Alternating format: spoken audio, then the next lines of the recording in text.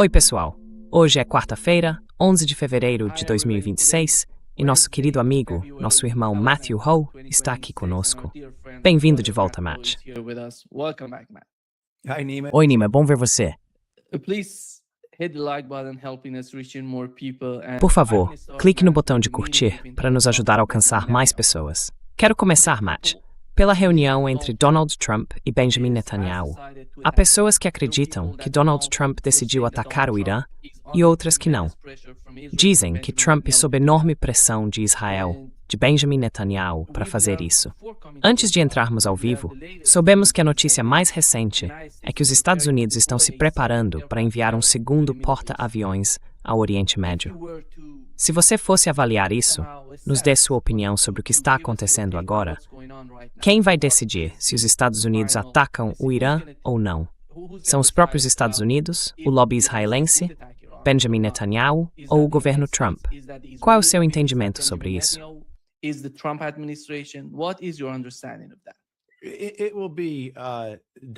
Será uma decisão de Donald Trump. Quero dizer, acho que se há uma coisa em que temos confiança nesta administração, diferente, digamos, da anterior, é que o presidente está no comando. O presidente realmente toma as decisões. Agora, é claro que suas decisões são influenciadas por outros, seja pela qualidade ou precisão das informações que recebe, por seus relacionamentos com as pessoas, ou por como pode ser manipulado a pensar que algo está em seu próprio interesse. Tudo isso é verdade. Mas acho que com esta administração, realmente temos um certo grau de confiança de que Donald Trump é quem toma as decisões, e que Netanyahu pode entrar no Salão Oval, exercer toda a pressão que quiser sobre Trump, apresentar todos os argumentos que quiser, apelar ao senso de interesse próprio de Trump. Mas ainda assim, será Donald Trump quem tomará a decisão.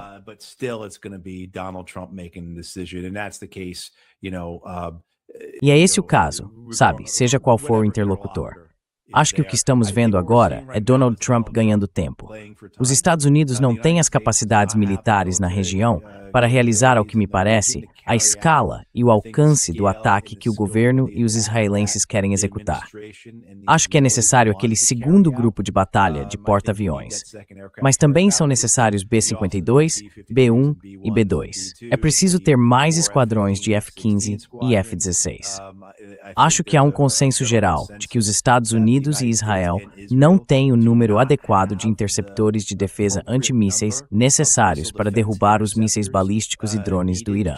E que, para compensar isso, precisamos ter uma quantidade avassaladora de poder de fogo ofensivo.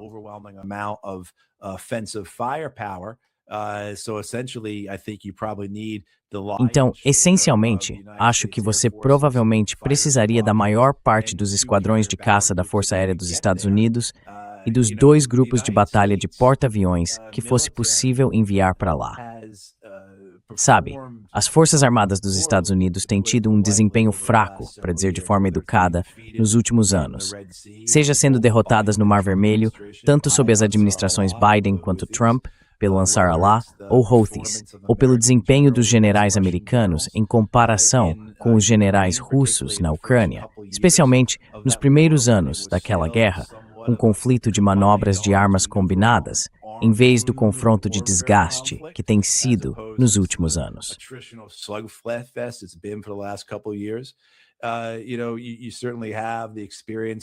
Você certamente tem a experiência do ano passado, quando Donald Trump precisou enviar os B-2 para a Operação Martelo da Meia-Noite, para criar uma desculpa, uma espécie de encenação, para encerrar a guerra de 12 dias entre Israel e Irã, porque os americanos e israelenses estavam ficando sem mísseis para interceptar os iranianos.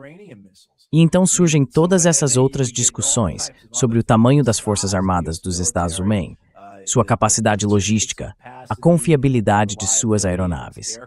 Tudo isso faz parecer que sim, claro, os Estados Unidos podem causar uma enorme destruição. Podemos matar muitos iranianos. Podemos destruir grande parte da infraestrutura militar e civil do Irã.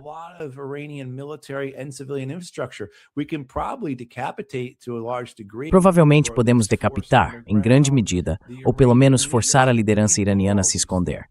Podemos fazer todas essas coisas. Mas e depois? Ao longo da campanha, como o exército dos Estados Unidos se sai? Tudo que vimos nos últimos anos, sem falar em voltar a Iraque, Afeganistão e assim por diante, me diz que as Forças Armadas dos Estados Unidos não serão capazes de vencer essa campanha. Não serão capazes de cumprir os objetivos que a liderança política dos Estados Unidos está impondo a elas. Então, novamente, as Forças Armadas dos Estados Unidos. Não estou dizendo que não possam matar, não estou dizendo que não possam destruir, mas será que conseguem alcançar os objetivos políticos que lhes estão sendo exigidos, o sucesso estratégico que sua liderança política está dizendo que devem entregar?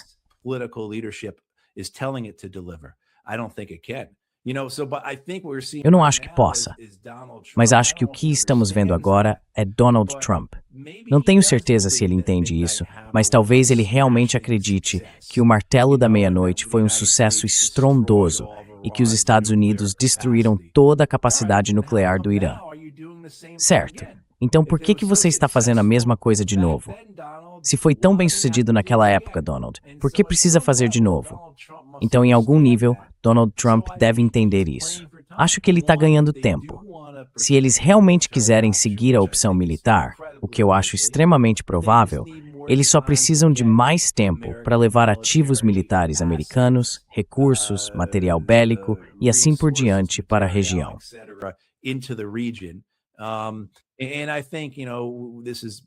E eu acho que você sabe, isso já vem sendo compreendido há algumas semanas. Há algumas semanas, o chefe do Estado-Maior das Forças de Defesa de Israel, Eyal Zamir, esteve em Washington se reunindo com generais americanos, incluindo seu equivalente, Dan Kane. E você sabe, Zamir voltou a Israel, dizendo que os Estados Unidos atacariam o Irã em um período de 2 semanas a 2 meses. Um mal-entendido, já que os americanos precisam de tempo para mobilizar suas forças. O que, você sabe, me leva a outro ponto para encerrar. Os Estados Unidos gastam $1 trilhão por ano em defesa, certo? É esse leviatã gigantesco que se estende pelo globo. Mas a realidade é que os Estados Unidos não conseguem ameaçar a Venezuela e o Irã ao mesmo tempo.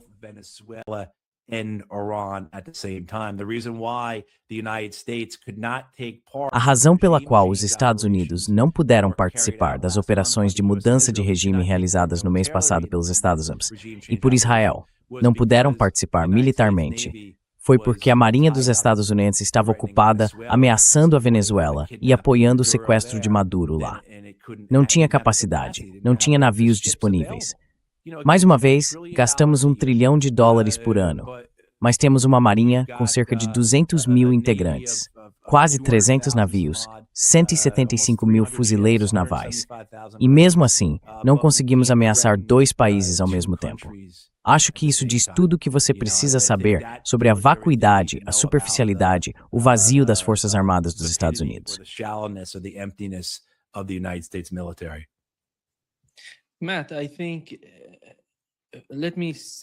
Matt, eu acho. Deixe-me dizer qual é a avaliação por parte dos iranianos. Sempre que você conversa com autoridades, com pessoas comuns, com membros da família, quando eu estava no Irã, todos diziam que o ataque estava chegando. E ninguém está, sabe? O que aconteceu depois da guerra de 2012 foi que a linha vermelha para os iranianos simplesmente desapareceu. Ela não existe mais. Ninguém está pensando se o ataque vai acontecer. Então, você não vê aquele mesmo medo de uma nova guerra. É isso que estou tentando dizer. That's what I'm trying to say.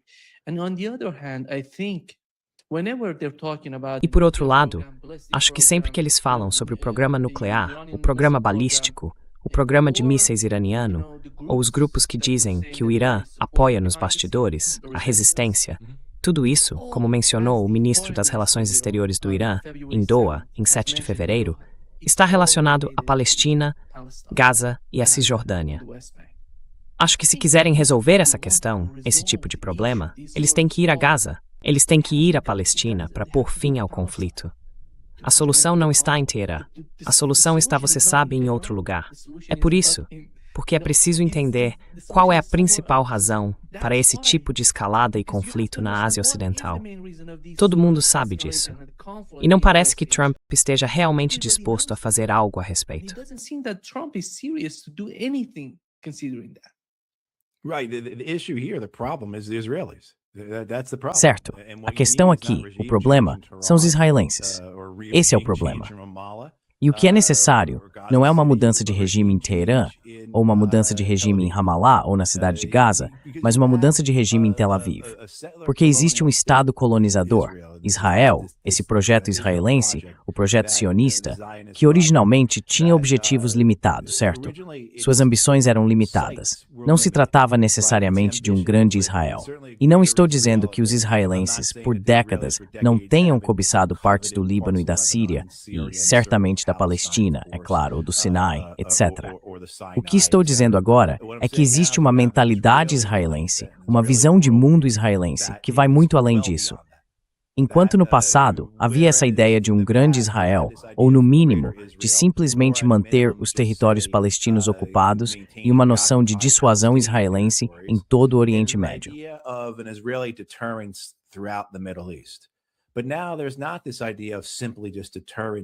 Mas agora não se trata apenas de dissuasão por parte de Israel contra outras nações do Oriente Médio.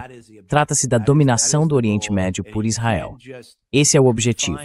Essa é a meta. E não se pode restringir isso, acredito eu, apenas ao governo Netanyahu. Porque penso que essa visão, essa mentalidade dos israelenses, se estende por toda a classe política israelense. Certamente pela classe de segurança nacional e, sem dúvida, pela classe religiosa. A crença de que Israel precisa dominar a região, seja por aquilo que se poderia chamar de objetivos nacionalistas ou de segurança nacional de tipo secular, seja simplesmente pela ideia de ser a potência dominante na região, e como isso, é claro, atrai os líderes políticos. Mas então, é claro, existe essa ideia de que a grande Israel não é mais apenas os territórios ocupados, ou talvez o sul do Líbano, mas que essa grande Israel se estende do Nilo ao Eufrates. But greater Israel goes from the Nile to the Euphrates. And that is something that is much more. E isso é algo que agora é muito mais amplamente compreendido como a visão convencional para a qual Israel deveria estar se movendo do que era antes, mesmo há apenas alguns anos. Quero dizer, certamente tem sido uma visão de mundo, uma perspectiva que vem crescendo ao longo dos anos. Mas acho que nos últimos anos em Israel, esse entendimento da necessidade de dominar toda a região, não apenas dissuadir, mas dominar, vai muito além do governo Netanyahu. E você está absolutamente certo, Nima. A questão aqui não é sobre os iranianos. Não é sobre os palestinos. A questão é sobre os israelenses e, por extensão, também sobre os americanos. Quero dizer, eles estão ligados um ao outro, de mãos dadas, como quer que se queira descrever.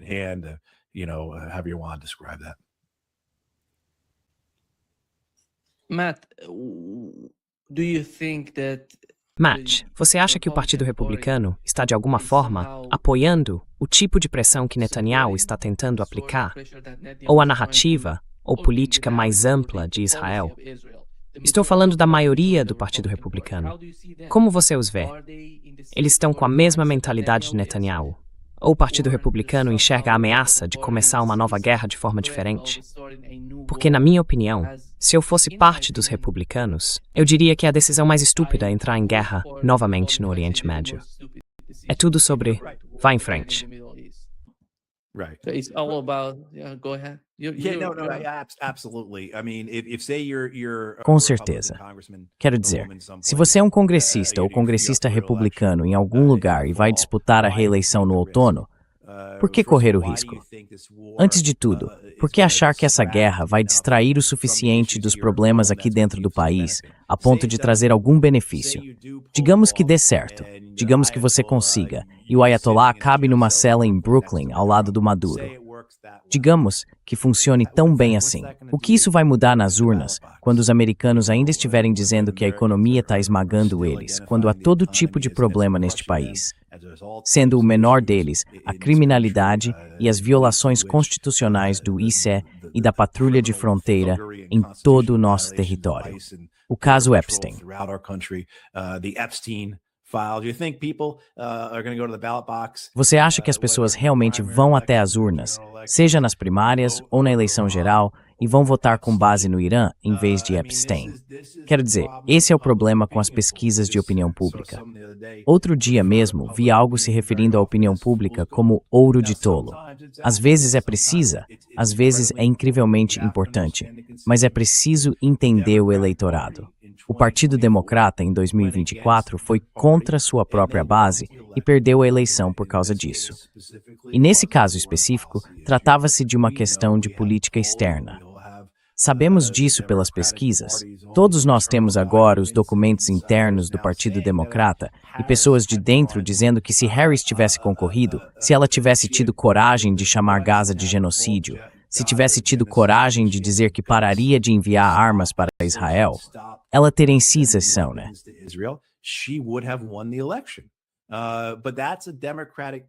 Mas essa é uma questão do Partido Democrata, em que a Palestina tem sido uma preocupação para muitos democratas e democratas independentes há décadas. Isso não é a mesma coisa no Partido Republicano. É possível observar os números da opinião pública sobre Israel e ver que há um declínio no apoio, especialmente entre os republicanos mais jovens. Acho que é quase uma maioria, ou até mais da metade, dos republicanos mais jovens que não querem ver os Estados Unidos apoiando Israel da forma como tem feito. Mas esses republicanos mais jovens vão votar com base nessa questão. Só porque você é a favor ou contra algo, não significa que isso será o fator determinante do seu voto.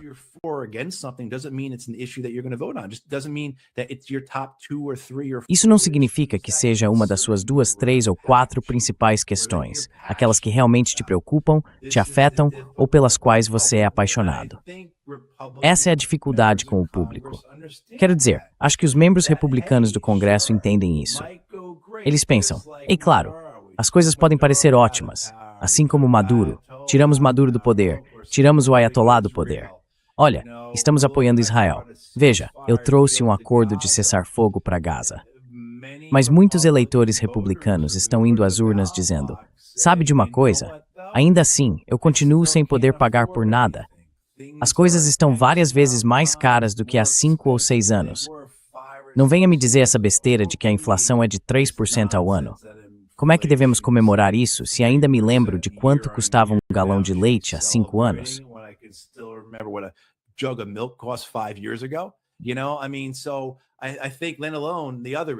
Sabe, quero dizer, acho que, sem falar de outras questões, toda essa coisa com Jeffrey Epstein é enorme. A erosão da confiança não é apenas no governo, mas nas instituições e nos estabelecimentos em todos os Estados Unidos. E isso vai ser muito afetado por esse caso Epstein. Porque o que estamos vendo, com exceção de alguns poucos congressistas isolados, particularmente Ro Khanna e Thomas Massie, é essa defesa da elite. E isso vai direto à base de apoio de Donald Trump. Então, a ideia de que você vai travar essa guerra no Irã em nome de Israel e que de alguma forma isso vai te ajudar nas eleições de novembro, não sei de onde estão tirando isso. E isso se tudo correr bem. Isso se as coisas correrem bem, você conseguir o que quer e não houver baixas americanas.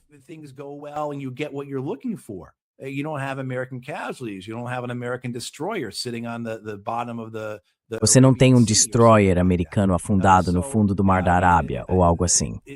Então sim, quero dizer, isso não faz sentido para mim. Mas a realidade é que o Irã, como adversário, como um dos principais inimigos dos Estados Unidos, tem sido um artigo de fé há décadas em Washington, D.C. E é algo bem difícil de se desvincular. Então há muitas pessoas que, independentemente de isso ser ou não a decisão politicamente mais inteligente, acham que é a coisa certa a fazer, porque veem a situação através de uma lente de excepcionalismo americano, uma luta maniqueísta entre o bem e o mal.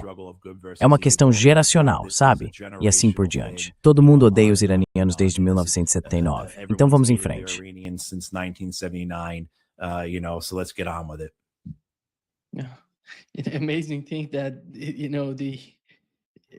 É impressionante. O tipo de iranianos fora do Irã, na diáspora, eles falam como se o chá fosse voltar e tudo mais. Isso me surpreende. Esses caras são delirantes. Eles não têm noção do que está acontecendo no Irã. These guys have no understanding of what's going on in Iran. It's so well, you know this better than I do, but I mean, Bem, the você saberia Shah, disso. for most Saberia of my disso life, melhor do or que his eu. son, Mas quero shot dizer, dead. o Shah, durante a maior parte da minha vida, ou o filho dele, já que o Shah está morto, é claro, mas o filho dele que vive no norte da Virgínia há mais de 40 anos, sempre foi uma figura secundária. Sabe, às vezes você via em uma matéria sobre o Irã, lá no final do artigo ou do documentário, uma notinha dizendo: "Ah, e o filho do Shah agora mora no norte da Virgínia." Mas a ideia de que ele fosse algum tipo de figura importante, ou de que houvesse um movimento popular entre a diáspora iraniana para devolvê-lo ao poder, quanto mais pessoas no Irã querendo ver esse cara voltar e colocar uma coroa na cabeça, eu nunca tinha ouvido nada parecido até o ano passado. Quer dizer, sim, é claro, existem alguns monarquistas por aí que querem ver isso acontecer. Eu entendo.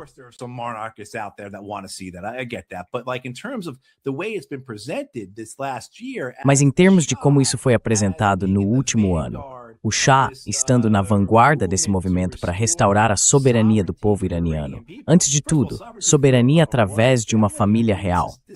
Quer dizer, isso é loucura. Vamos substituir uma teocracia por uma monarquia? Sabe, o caráter sem sentido disso é realmente... Eu não deveria estar surpreso porque venho acompanhando e vivendo isso há tempo suficiente. Por que estou surpreso que isso seja? Bem, você sabe. Mas ainda assim me parece bem insano que, de repente, o filho do Shah morto, seja agora o homem que vai ser o herói dessa história. Então, como é no Irã, entre sua família e seus amigos? Quero ouvir isso de você, Nima. Como foi lá, essa ideia de que o Shah vai voltar e nos salvar? Como isso foi recebido? Let me say that he's more American than Iranian. Deixe-me dizer uma coisa. Ele é mais americano do que iraniano. Ele deixou o Irã quando tinha 16 anos. E agora, não tenho certeza se ele tem 60 ou 67, mas ele não conhece a sociedade, Matt. As pessoas no Irã, muitas delas estão perguntando: quem é ele? O que ele tem feito todo esse tempo fora do Irã? Alguém sabe qual é o trabalho dele? Alguém onde simplesmente não há informação sobre a vida dele. Ninguém sabe nada sobre ele. E é essa a confusão em todo lugar. Ele recebe salário de alguma instituição? Está trabalhando em algum lugar? Ou de alguma forma? Essas são boas perguntas, porque quando se fala em entregar o país a alguém, ou alguém voltar para reivindicar tudo o que a família dele perdeu,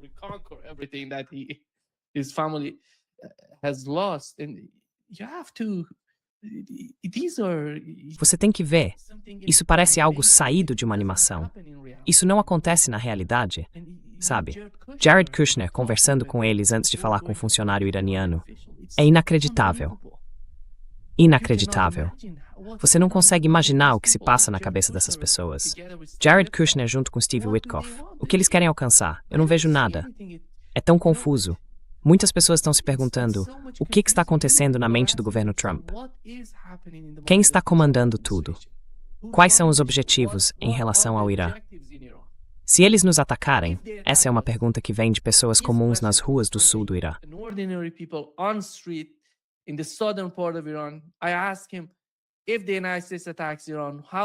Eu perguntei a ele: se os Estados Unidos atacarem o Irã, como você se sente em relação a isso? Ele respondeu: que ataquem. O que eles querem atingir? Que atinjam. E depois, no dia seguinte, o que aconteceria? Nada. Porque eles realmente se sentem assim, as pessoas com quem eu converso, eles não têm mais tanto medo da guerra. E acho que esse é o perigo, sabe? Haver algum tipo de escalada. Quando se perde o medo de entrar em guerra, de começar uma guerra, isso é perigoso para todos nós. Toda a Ásia Ocidental seria devastada se algo acontecesse entre o Irã e os Estados Unidos.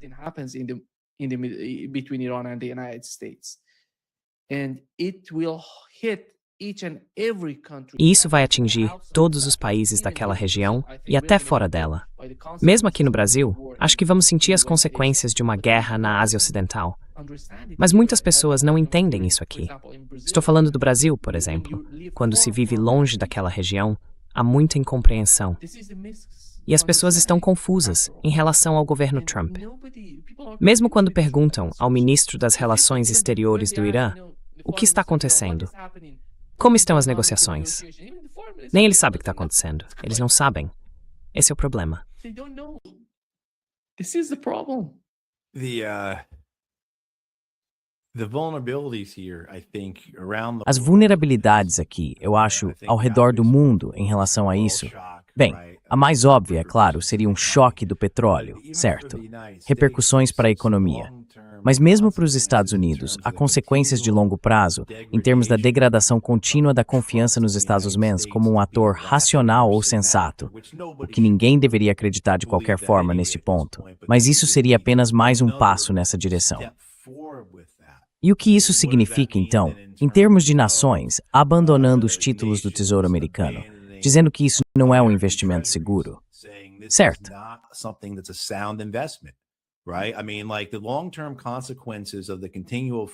Quero dizer, as consequências de longo prazo da fuga contínua de pessoas da dívida americana, sabe?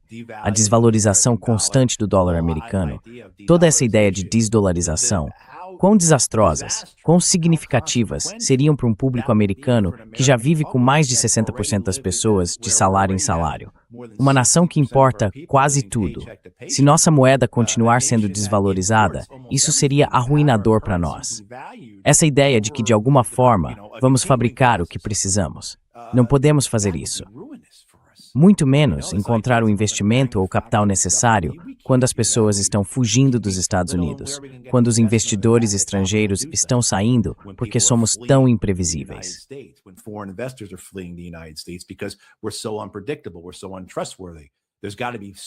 Somos tão pouco confiáveis.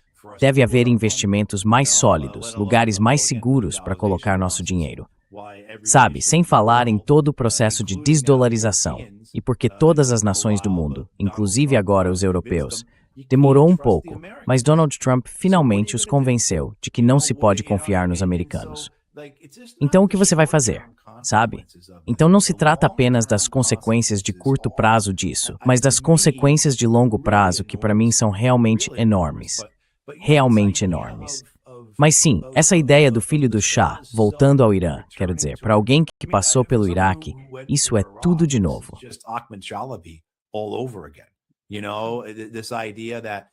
Sabe, essa ideia de que iríamos lançar de paraquedas esses exilados iraquianos de volta em Bagdá e que eles seriam simplesmente recebidos de braços abertos pelo povo iraquiano, que chegariam, assumiriam o controle e tudo correria super bem, foi exatamente o oposto disso. Foi um desastre total. Uma das razões pelas quais o povo iraquiano não confiava nesses exilados que estavam chegando era porque realmente não devia confiar neles. Eles sabiam quem essas pessoas eram. E a mesma coisa aconteceu no Afeganistão. Trouxeram todos esses expatriados afegãos, todos esses refugiados afegãos. Hamid Karzai traz o meio-irmão dele, dono de restaurante, para administrar Kandahar. E ele logo se torna o maior traficante de drogas do mundo. Ahmed Wali Karzai. Era uma história que praticamente se escrevia sozinha.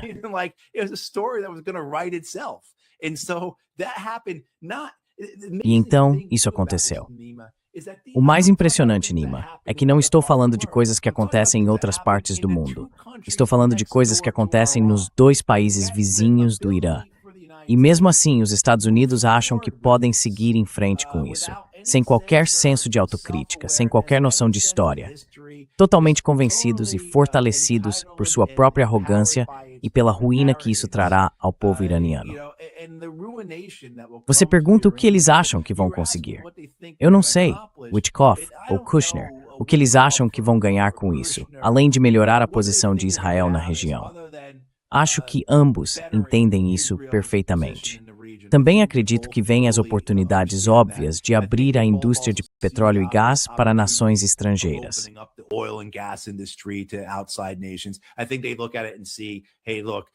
Acho que eles olham para isso e dizem, ei, veja, há um mercado de 90 milhões de pessoas aqui que podemos explorar.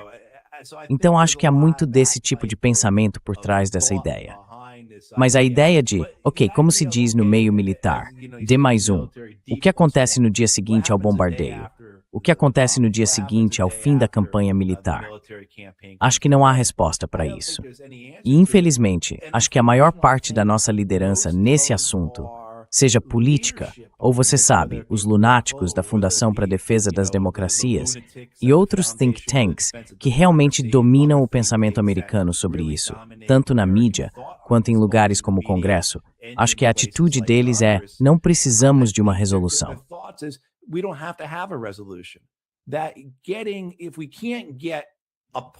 Se não conseguirmos colocar um fantoche no comando de Teherã de forma tranquila, então a próxima melhor opção é não ter ninguém no comando do Irã.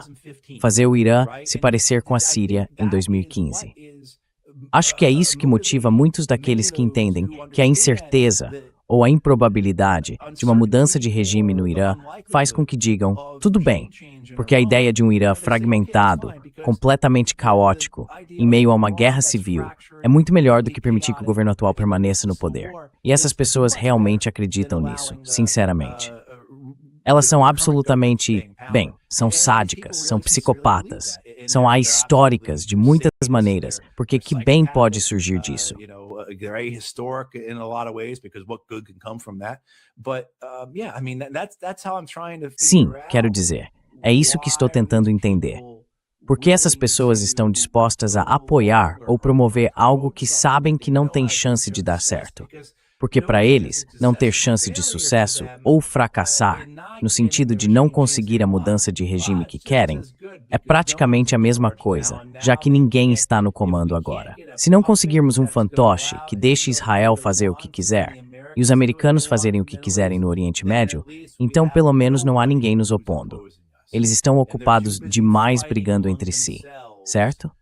Assad estava ocupado demais lutando contra o próprio povo para se preocupar com Israel. E essa é a ideia, eu acho.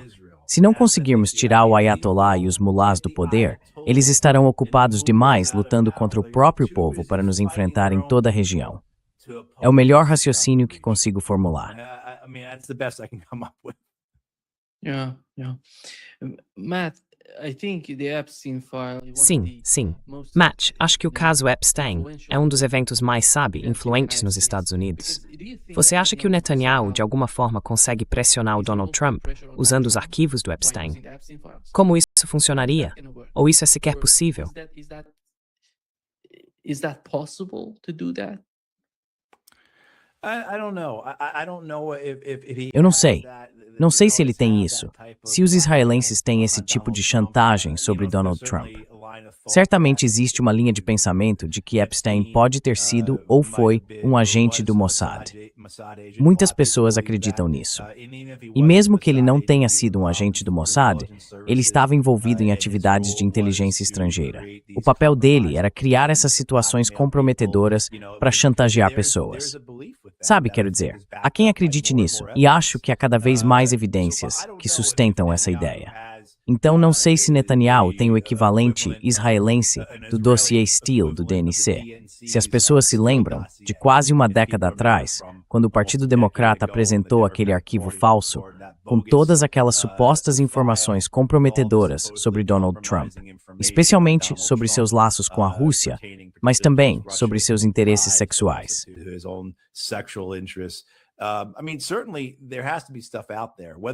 Quer dizer, certamente deve haver coisas por aí. Agora, se alguém as tem e pode usá-las, e se Donald Trump sequer se importa, já é outra história. Sabe, será que ele acha que isso prejudicaria em sua posição? Quero dizer, quem assistiu hoje ao depoimento da Procuradora-Geral dos Estados Unidos, Pam Bondi, viu algo absolutamente notável. Antes de tudo, estamos falando da principal autoridade de aplicação da lei do país, e ela fez Pete Hegseth parecer um indivíduo sóbrio e profissional com a resposta que deu ali. E essa é a principal autoridade de aplicação da lei. Simplesmente revoltante.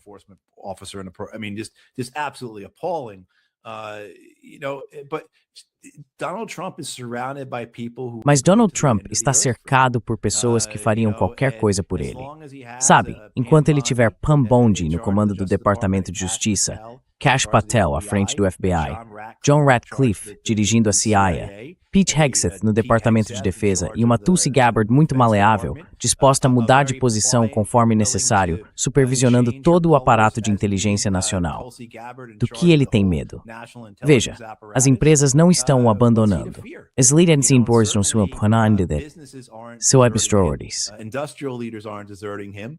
His backers, I mean, so I think Quer dizer, eu acho que, sabe, ninguém quer ser exposto de uma forma que o faça parecer mal, o que ajuda a explicar a relutância do governo Trump em deixar esses documentos virem a público. Certo, eles estão fazendo tudo o que podem para tentar dificultar isso. Mas, ao mesmo tempo, acho que Donald Trump pode não estar tão preocupado com isso. Ou melhor, é claro que ele está preocupado, mas talvez não sinta que isso seja algo existencial para ele, sabe? Porque seus apoiadores vão continuar o apoiando de qualquer forma. Eu acabei de ver, queria ter isso aqui na minha frente, eu acabei de ver uma lista dos 20 líderes mais desaprovados do mundo. Donald Trump doesn't even make the top 10. Donald Trump não está entre os 10 primeiros. Sabe, quero dizer, é notável. Isso diz muito sobre como as coisas estão ruins, e os europeus estão todos no topo. Então Starmer, Merz, Macron, certo? Quer dizer, isso faz todo sentido. E bom para os europeus por dizerem honestamente, nossos líderes são terríveis, não se importam conosco, estão falhando em investir em nós e em cuidar de nós. Fico feliz que a grande maioria dos europeus entenda com o que está lidando. O que é tão chocante é que tantos americanos não têm a capacidade de dizer isso sobre Donald Trump. Eles não têm. Há uma loucura partidária, uma ilusão partidária, um sistema político tão baseado em identidade neste país, que permite que apenas uma pequena maioria dos americanos diga, eu desaprovo esse cara. Sim, absolutamente incrível.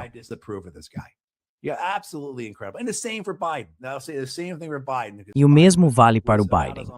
Eu diria a mesma coisa sobre o Biden, porque ele era quase tão impopular quanto Donald Trump era nesse ponto, eu acho. Mas ele ainda tinha um apoio muito sólido dos democratas. Mesmo os democratas que achavam que ele não deveria estar no cargo ainda, o apoiavam. Era notável, esse tipo de dissonância. Mas sim, quero dizer, infelizmente, acho que mesmo que tivéssemos um sistema político são, se tivéssemos uma cidadania americana que não se identificasse apenas por times partidários, identidades políticas no estilo de esportes de equipe, ainda assim, teríamos um governo no poder, um regime no poder aqui que não se importa. E eles vão resistir a qualquer tipo de esforço para removê-los do poder. Sejam esforços legais, esforços de impeachment, ou, possivelmente, veremos eles tentarem resistir a serem removidos nas urnas.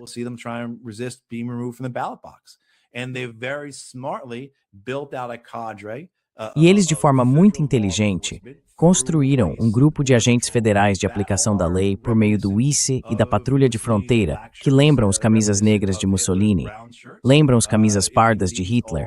Quero dizer, são tropas de assalto fascistas que carregam distintivos e são recrutados dessa maneira.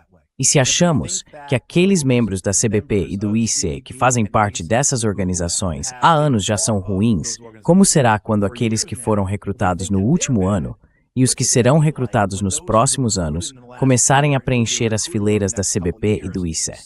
Você sabe, os camisas negras de Mussolini tinham um lema que basicamente significava "não estou nem aí". Their motto was I don't give a damn. No me frego, or maybe it's me no frego. Não me importo, ou talvez seja eu não me importo.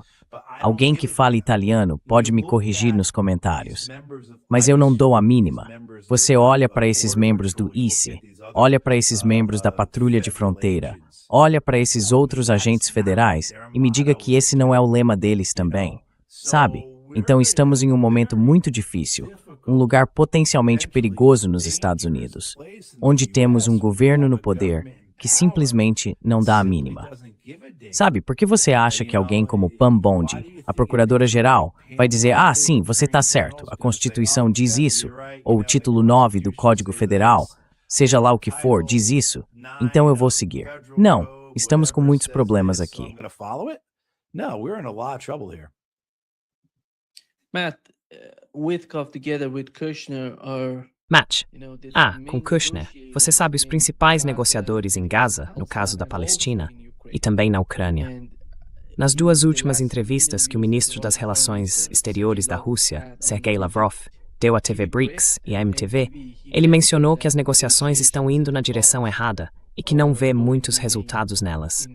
E Donald Trump quer fazer o mesmo com o Irã, ao que me parece. Quero dizer, é por isso que muitas pessoas no Irã não estão otimistas quanto a qualquer avanço entre o Irã e os Estados Unidos. É por isso que mencionei que eles realmente sentem que uma guerra está por vir. Mas quando se trata da Ucrânia, o que está acontecendo? O que eles realmente querem? Ou será que Donald Trump está, de alguma forma, lucrando com a continuação da guerra? É por isso que ele não está disposto a pôr fim ao conflito.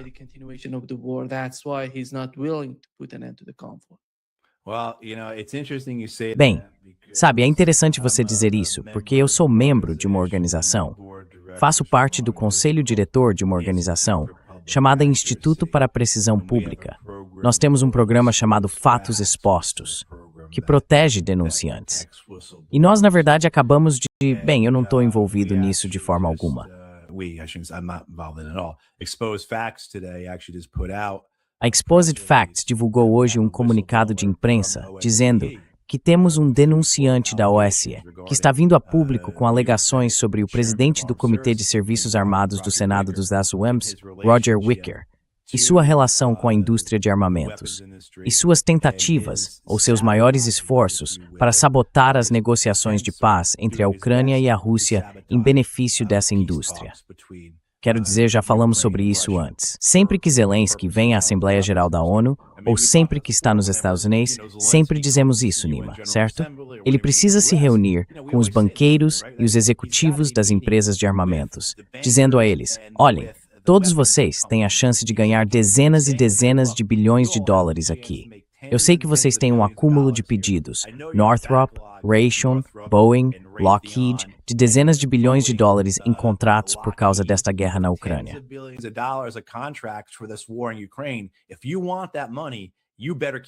Se você quer aquele dinheiro, é melhor manter essa guerra em andamento. Sabe, quero dizer, eu já disse isso, acho que já conversei com você sobre isso antes. Em 2011, fui convidado por engano para uma reunião em Washington, D.C., organizada pelo Inspetor-Geral Especial para a Reconstrução do Afeganistão. Havia talvez umas 20 e poucas pessoas nessa reunião. E, novamente, fui convidado por engano. Eu não deveria estar lá. Não sei como isso aconteceu, mas eu não deveria estar lá. Havia outras pessoas de think tanks, todos pró-guerra, do tipo mantenha a guerra do Afeganistão para sempre.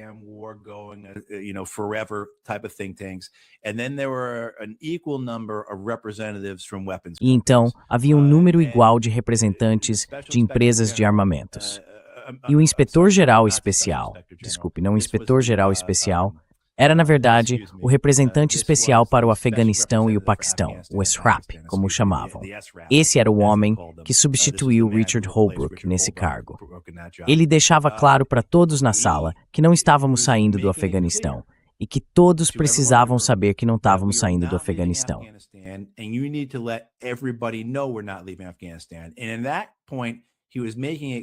Naquele momento, ele deixava claro para os lobistas das empresas de armamentos que estavam presentes que era função deles ir ao Congresso e garantir que os membros do Congresso soubessem que não estávamos deixando o Afeganistão.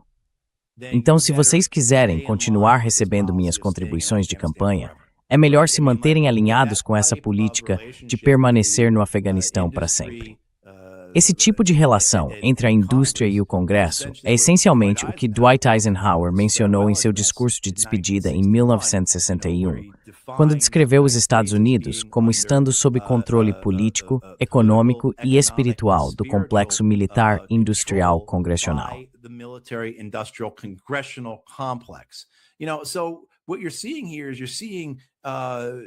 O que você está vendo aqui são tentativas, por mais tímidas, bizarras e incoerentes que possam parecer por parte desta administração, de pôr fim a uma guerra que é rejeitada por quase toda Washington, D.C. Quero dizer, eles não submeteram essas sanções contra a Rússia ao Congresso. A própria administração as impôs. Mas, essencialmente, há uma maioria à prova de veto em ambas as casas do Congresso para avançar com esse tipo de sanção contra a Rússia e outros países. É isso que tem entusiasmado Lindsey Graham e Richard Blumenthal há mais de um ano, a perspectiva de sancionar outras nações. Então, em vez de o Congresso propor sanções que o presidente teria de aceitar, porque se as vetasse seria derrotado no Congresso, temos essa situação.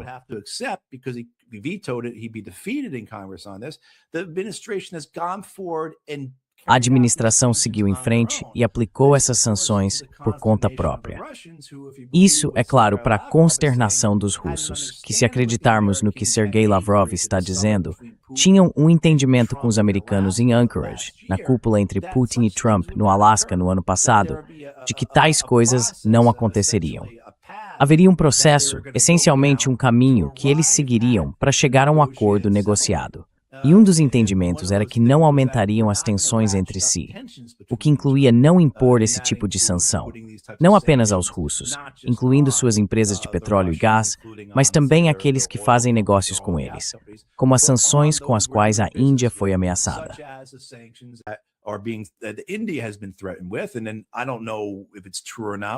E eu não sei se isso é verdade ou não. Parece que não conseguimos nenhuma confirmação. A Casa Branca está dizendo que os indianos agora afirmam que não vão comprar mais petróleo russo. Ao mesmo tempo, Trump está dizendo, vocês podem comprar da Venezuela, certo? Quer dizer, é assim que essas coisas acabam se interligando, não é?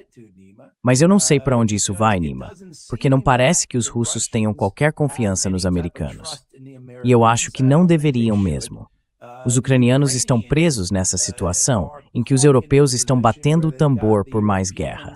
Então, enquanto Lavrov, nessas entrevistas, alerta sobre as consequências da continuação dessa guerra, os europeus estão pulando de empolgação com a possibilidade de ela continuar.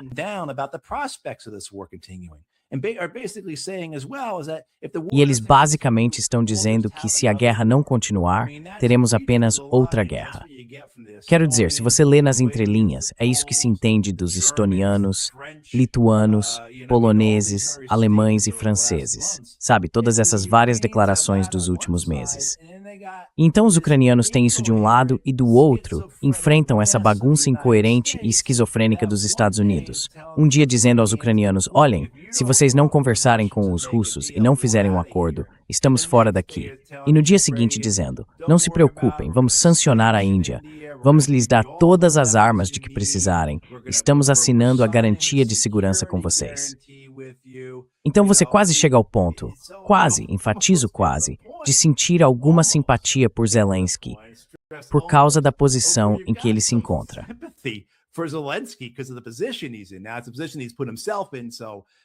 Agora, é uma situação em que ele mesmo se colocou. Mas acho que as pessoas entendem o que estou dizendo aqui, que não há clareza sobre isso para os ucranianos. Eles não têm um caminho em que seja fácil ver qual é a melhor forma de seguir em frente. Acho que a maioria de nós diria, parem a guerra, parem a destruição do seu país e o sofrimento do seu povo. Mas também dá para ver como há, novamente, essa falta de clareza sobre qual é o melhor caminho a seguir para eles, e portanto não sei o que vai acontecer com isso. Também estamos em uma situação ruim com relação a isso. Haverá um avanço?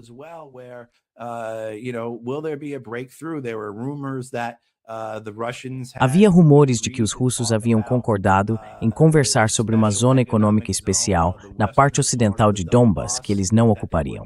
Esse rumor é verdadeiro ou é só bobagem? Seria ótimo se fosse verdade. Seria excelente. E isso resolveria essa questão. Vamos encerrar isso, resolver algo com Zaporizhia, a usina, e concluir tudo. Acabar com essa guerra, acabar com esse sofrimento, acabar com essa crueldade, essa barbárie. Mas eu não sei em que ponto estamos, Spring. Actually, today, Matt, I talked with Na verdade, hoje, Matt, eu conversei com um veterano americano. Ele está na Rússia agora. É russo-americano. O nome dele é Stanislav Krapivnik. Não sei se você o conhece. Ele serviu nas Forças Armadas dos Estados Unidos antes de sair e ir para a Rússia. O que ele disse sobre a Ucrânia fez certo sentido para mim. Ele dividiu a sociedade ucraniana em três partes. A classe baixa, que carrega todos os fardos desta guerra. As pessoas pobres que não têm muita renda e precisam lutar e sofrer. A classe média, em sua maioria fora da Ucrânia, aproveitando a vida, mas dizendo que a guerra deve continuar, que vamos vencer e tudo mais. E a classe alta, Zelensky e os que estão próximos a ele, que estão ganhando dinheiro com a guerra.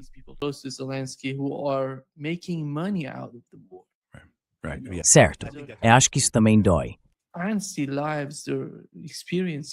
Eu não vejo as vidas que eles estão vivendo agora. E se for esse o caso, ninguém mais se importa com a Ucrânia.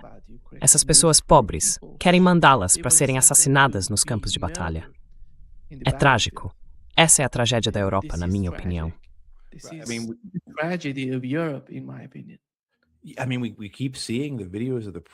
Quer dizer, a gente continua vendo os vídeos das levas forçadas, certo? Continuamos lendo as histórias sobre a corrupção no processo de recrutamento ucraniano, se é que dá para chamar assim. Sabe, essa ideia de homens sendo tirados de suas famílias e enviados para uma sentença de morte na linha de frente por uma guerra que a Ucrânia não pode vencer. Isso não tem nada a ver com certo ou errado. Não tem nada a ver com quem começou. Não tem nada a ver com os últimos 30 e tantos anos de história. Nada disso. Podemos discutir isso até ficarmos exaustos. Mas a realidade é que essa é uma guerra que a Ucrânia não pode vencer. E é uma guerra que a Rússia não pode perder. Então, independentemente dos nossos princípios, temos que aceitar essa realidade.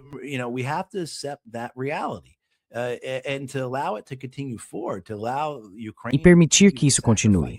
Permitir que a Ucrânia continue sacrificando seu povo por esses supostos princípios, pelo desejo de europeus e americanos de ver uma Ucrânia soberana e democrática prosperar, apesar das investidas de seu vizinho autoritário, tirânico e ditatorial. Sabe, isso é simplesmente insano. Mas é isso. Não vemos mais esse nível de hostilidade nos Estados Unidos, simplesmente porque a guerra não é mais comentada. Mas, se você colocasse Chuck Schumer ou Mitch McConnell contra a parede, é assim que eles soariam. Na Europa, porém, eles falam sobre isso o tempo todo. Isso domina o ciclo de notícias deles.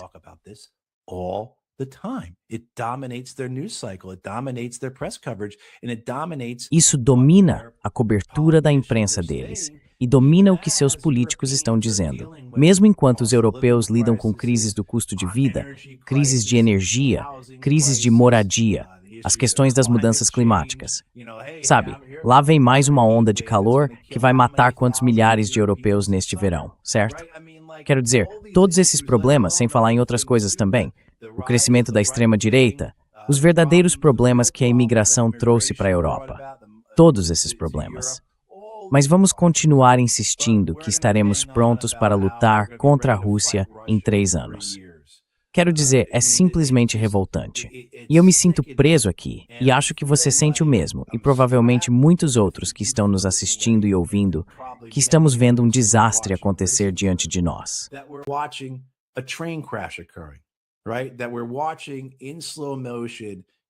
Estamos assistindo, em câmera lenta, a história se desenrolar.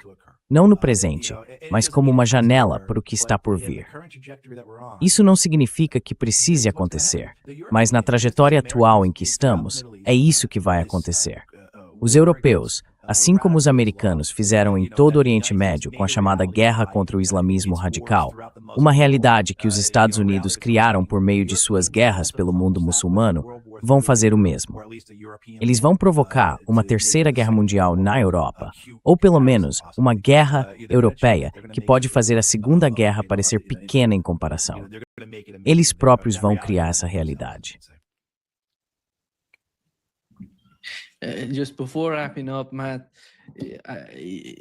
Antes de encerrar, Matt, então vimos o chanceler alemão indo à Arábia Saudita.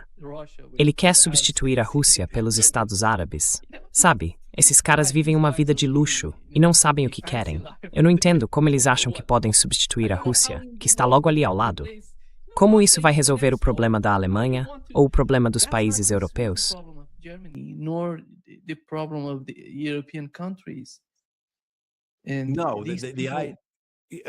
Não. Quero dizer, o problema da Alemanha, em particular, é a ausência do gás natural barato que ela teve por décadas vindo da Rússia. Isso não começou com os gasodutos Nord Stream. Por décadas, a Alemanha recebeu gás natural barato da Rússia, e isso permitiu que ela se tornasse uma potência industrial, certo? A quarta maior economia, ou o que quer que seja, do mundo. Você sabe, após o fim da Segunda Guerra Mundial, foi isso que a impulsionou. E então nós tiramos isso dela. Explodimos os gasodutos, provocamos essa guerra, permitimos essa guerra, sustentamos essa guerra, nos recusamos a encerrá-la. E os alemães estão, bem, agora sim, Scholz vai visitar o Serrador Bin Salman, em Riad, e de alguma forma isso vai resolver o problema.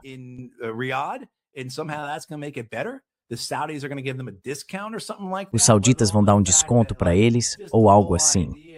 Quero dizer, só a ideia de gás por gasoduto versus GNL. Todo mundo sabe a diferença de preço aí. Todo mundo sabe a diferença. Sabe uma criança de 12 anos, se você perguntasse, ei, o que você acha que é mais barato? Gás vindo por um gasoduto, ou gás que você precisa liquefazer, colocar em um navio, atravessar meio mundo, descarregar em alguma instalação e depois reliquefazer, ou sei lá o quê. Quero dizer, uma criança no Stuffy Indian dizer, você é idiota? Claro que o gasoduto é maior.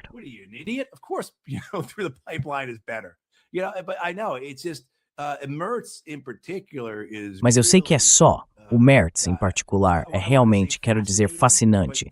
Mas isso implicaria algum grau de positividade da minha parte.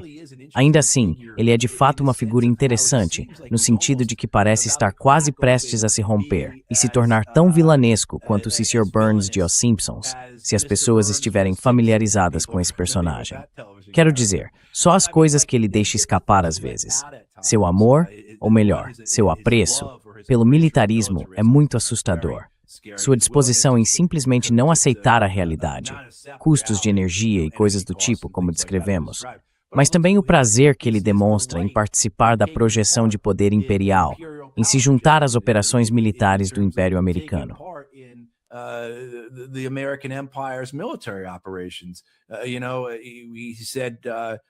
Sabe, ele disse em algum momento do ano passado que os israelenses estão fazendo trabalho sujo por nós no Irã. E o Macron é do mesmo jeito, certo? O Macron mandou aquela mensagem de texto para o Donald Trump, dizendo basicamente, por que você está brigando conosco se poderíamos nos unir e bater nas pessoas de pele morena no Irã?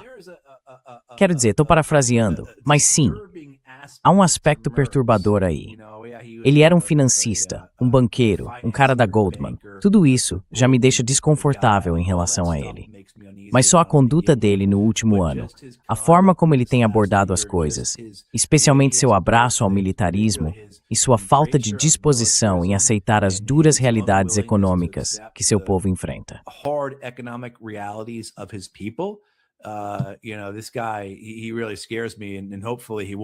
Sabe, esse cara realmente me assusta e espero que ele não fique por muito tempo na Alemanha.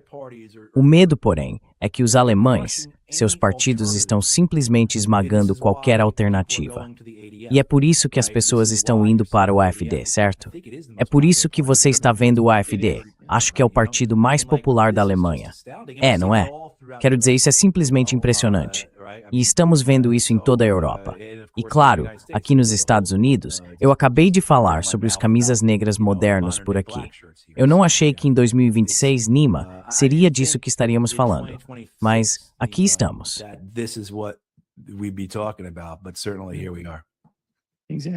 Exatamente. Muito obrigado, Matthew, por estar conosco hoje. Um grande prazer, como sempre. Obrigado, Nima. É bom ver você novamente. Fico feliz que você tenha passado um tempo com sua família e amigos no Irã. E sim, estou grato. Como disse antes, sou grato por termos você como testemunha ocular lá, porque entender o que realmente aconteceu é muito difícil, ainda mais com toda a propaganda que precisamos filtrar. Enfim, é bom ver você. Obrigado. Obrigado.